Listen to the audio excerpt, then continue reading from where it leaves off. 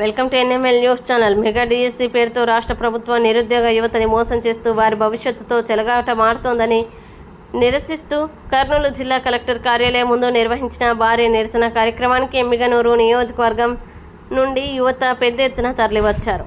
YSR Congress party యువజన విభాగ రాష్ట్ర ఉపాధ్యక్షులు శ్రీ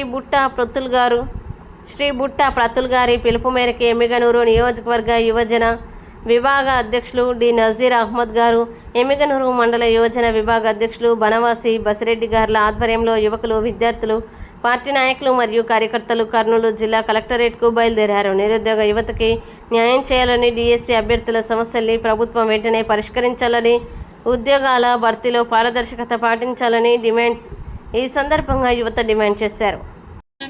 నాయకత్వం